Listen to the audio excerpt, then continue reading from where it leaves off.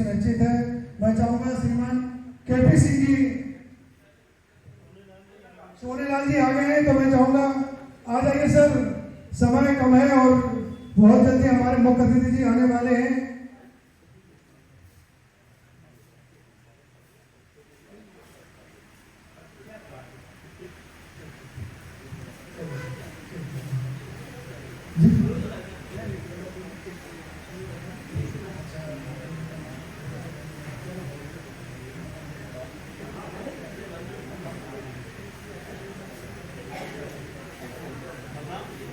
माफी चाहूंगा कुछ, क्योंकि कोई भी कार्यक्रम होता है तो किसी भी अध्यक्षता में होता है, तो मैं चाहूंगा क्योंकि गाजीपुर पूर्वांचल से चलकर हमारे धर्मगुरु परम पूज्य भंते जी को मैं इस कार्यक्रम की अध्यक्षता के लिए, जिनका नाम भंते सी रतन जी है, मैं चाहूंगा ये कार्यक्रम उनकी अध्यक्षता में हो रहा है।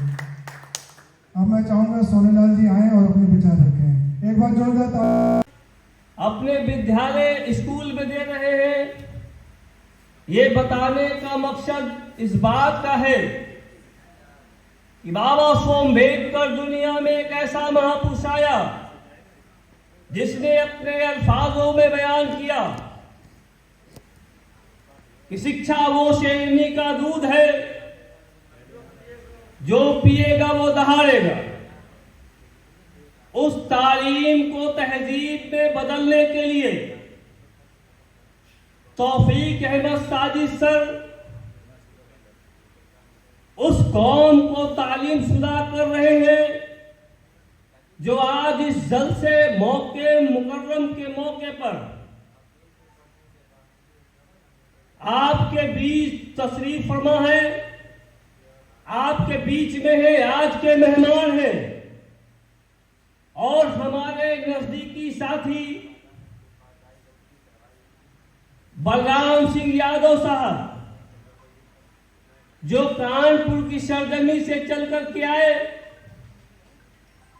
और बहुजन एकता मिशन 24 के आप अध्यक्ष हैं और 47 में लिखा कि शराब निषेध है, इसका कल कारखाना लगाया नहीं जाना चाहिए, मगर गवर्नमेंट लाइसेंस देती हूँ। ये बात मैंने क्यों कही? क्योंकि मंच पर आज इस प्रोग्राम को जो सदारत कर रहे हैं अध्यक्ष महोदय पूज्य भंते जी हैं, और भंते जी को हम लोग क्यों नमन करते हैं? क्योंकि इन्होंने सारे जीवन को अपना निछावर कर दिया, हम लोग को दिया है। इसलिए मेरा आपसे इतना ही कहना है, इस मुल्क में आजादी का आंदोलन देश की आजादी से बढ़कर हो गया है कौम की आजादी का, और आजादी में बहुत ही महत्वपूर्ण है हमारे लोगों को इकट्ठा करना महत्वपूर्ण है। इस विषय को हमने क्यों बनाया? क्योंकि आज जो ये दौर है, इस दौर में 150 की भीड़ करना भी मुश्किल है।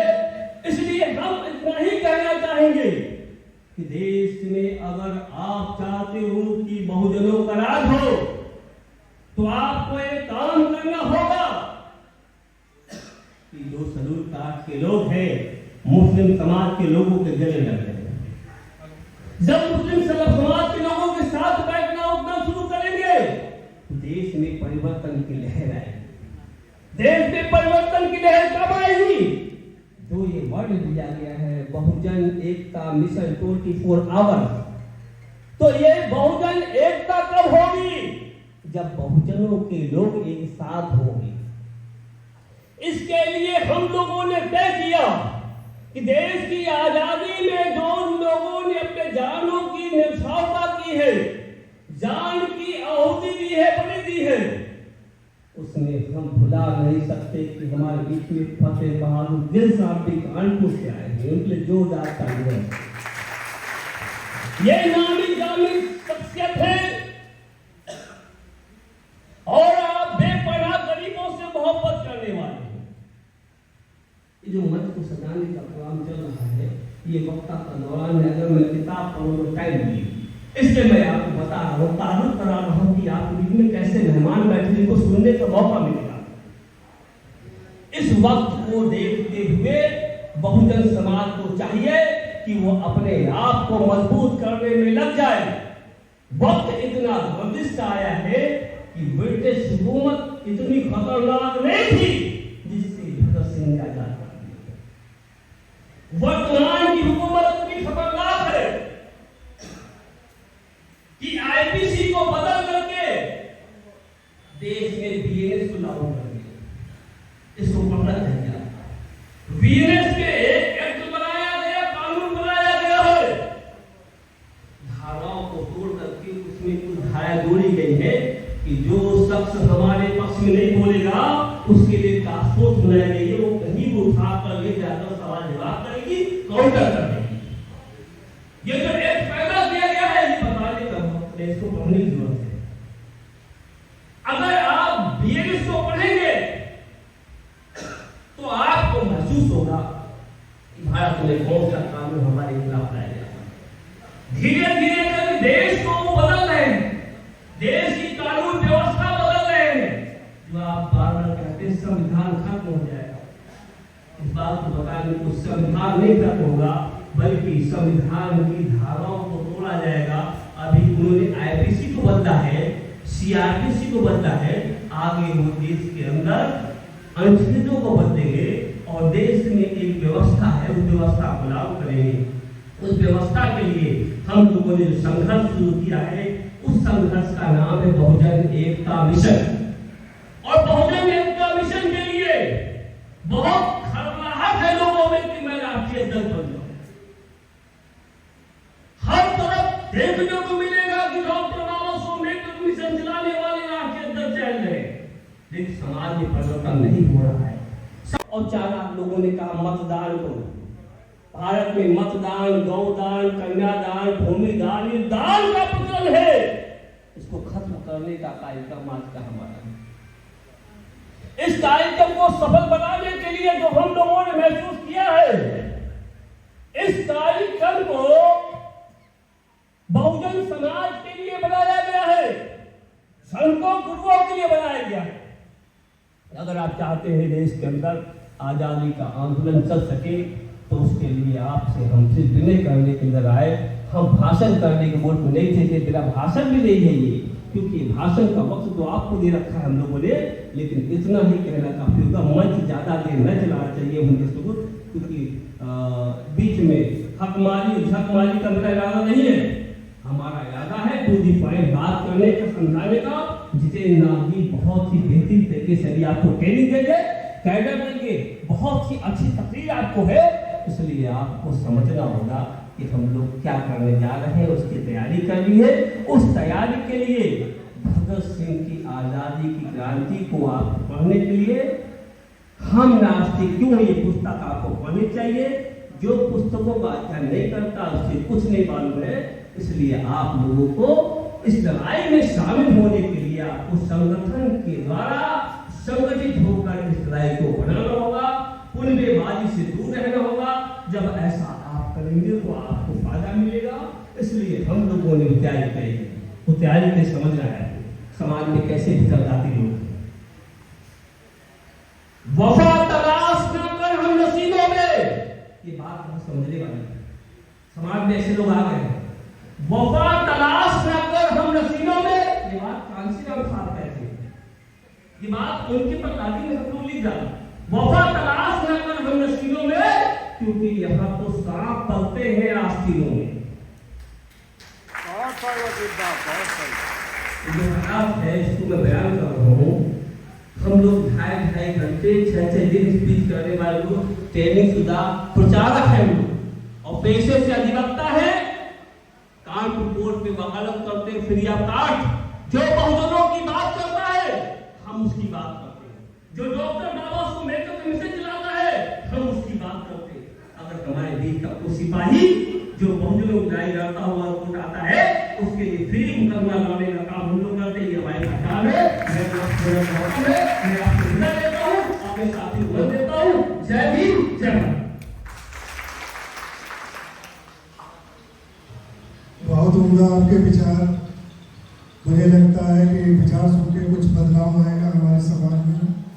अब मैं चाहूँगा हमारे बीच श्रीमान अतर सिंह जी आए थोड़ा।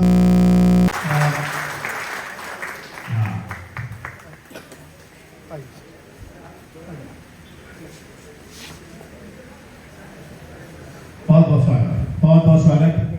बहुत बड़ी शख्सियत और अनवरत संघर्षशील हमारे एडवोकेट महमूद प्राचा जी, और उनका स्वागत है। और उनके साथ अभी थोड़ी देर में आप मुखातिब होंगे।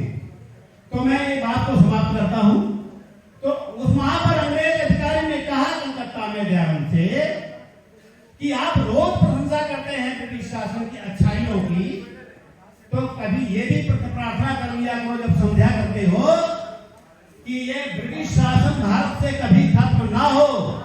तो दयानंद ने कहा कि मैं रोज संध्या करता हूं और ब्रिटिश शासन के लिए ही करता हूं कि ब्रिटिश शासन अगर कल खत्म हो रहा है तो आज खत्म हो जाए, और अगर आज खत्म हो रहा है तो अभी खत्म हो जाए। पुनः उसी बात पर आता हूं जहां से शुरू किया था कि ये शोषण, चाहे वो ब्रिटिश विदेशी हो, चाहे पूंजीपति हो, चाहे इस पूंजीपति और विदेशियों से गठबंधन किसी भारतीय का हो या केवल भारतीय है, अगर वो शोषक के रूप में है तो उसका विरोध करना चाहिए। ये भगत सिंह ने कहा था। और भगत सिंह, ये मैंने इसलिए कोट किया दयानंद को क्योंकि भगत सिंह का जो परिवार है वो दयानंदवादी था, आर्य समाजी था। वहां से बहुत सारी विचारधारा उनको प्राप्त हुई थी। मैं यही पर विराम लेता हूं। बहुत बहुत और पुष्प अर्पित करें। माननीय महमूद प्राचा जी पुष्प अर्पित करें।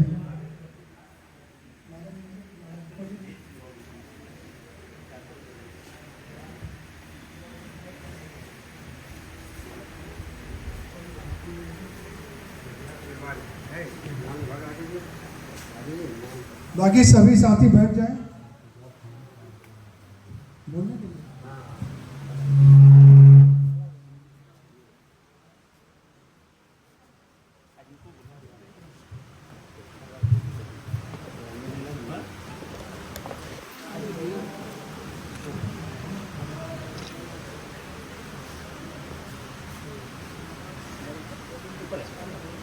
दो एक और मारा, एक और तो ऐसे रख दीजिए। ठीक है। मैं चाहूँगा जो भी मंच पे हमारे बीच अतिथि आए हुए हैं उनका स्वागत करूँगा कि आए और शहीद भगत सिंह को पुष्पांजलि अर्पित करें। आइए अध्यक्ष जी, रजनीकांत जी आइए। सर सभी लोग एक एक करके आ जाइए।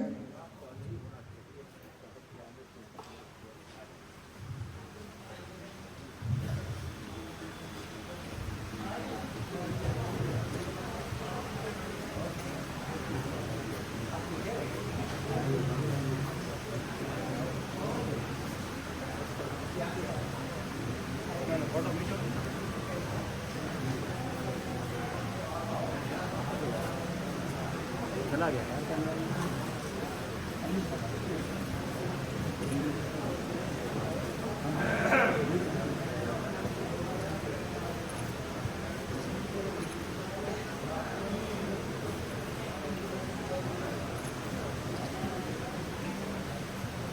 मंच पर अपना स्थान ग्रहण कीजिए।